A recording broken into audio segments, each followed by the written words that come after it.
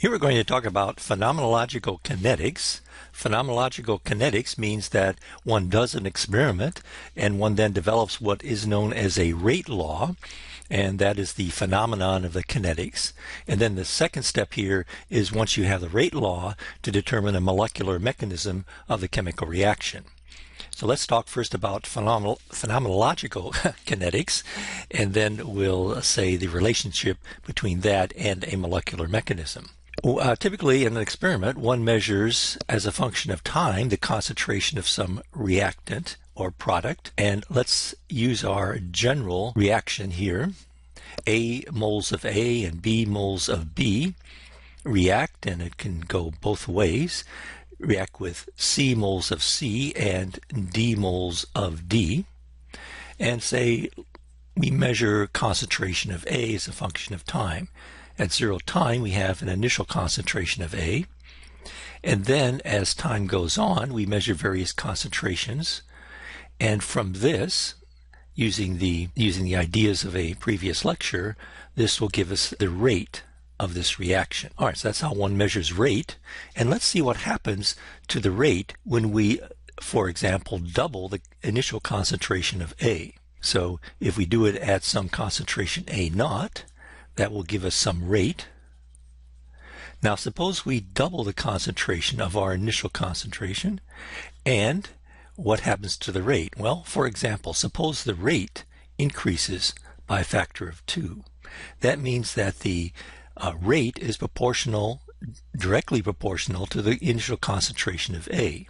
So this implies, when we do this kind of experiment, that the rate will be proportional to the concentration of A raised to the first power, because if we double A, we double the rate.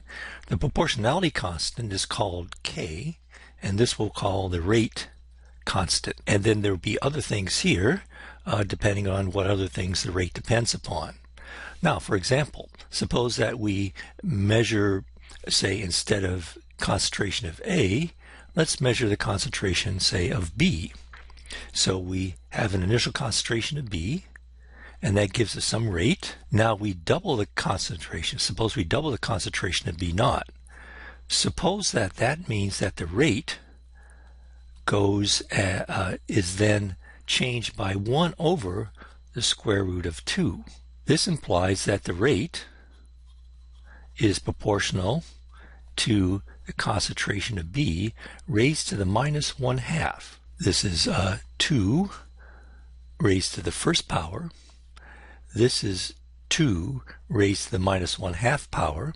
So the proportionality constant, or the proportionality, if you double B, the rate will decrease by a factor of 1 over the square root of 2. And suppose those are the only two things, and there'll be other terms here, suppose those are the only two things that the rate depends upon. It doesn't depend upon C or D. Then you could say that the rate is equal to the rate proportionality constant times the concentration of A raised to the first power times the concentration of B raised to the minus 1/2 power. This is called the rate law, and it just describes how the rate depends upon various concentrations that appear in the chemical reaction. A couple things to note here.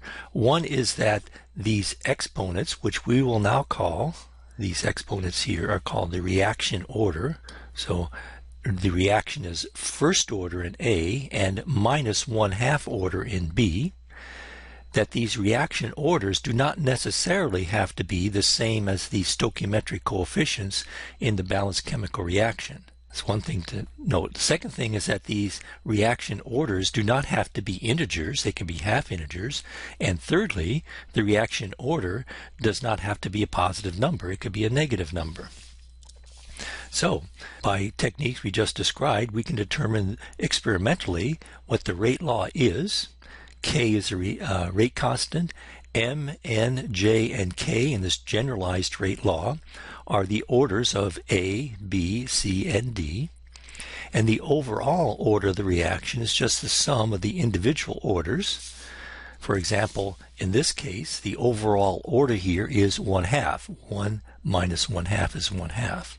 First order in A, minus 1/2 order in B, and 1/2 order overall. So now the experiment, what we just described, you measure the rate of a chemical reaction as a function of the initial reaction conditions, and we determine the rate law. That's a phenomenological part of the kinetics. We can use the rate law to determine the mechanism of a reaction. And how do we do that?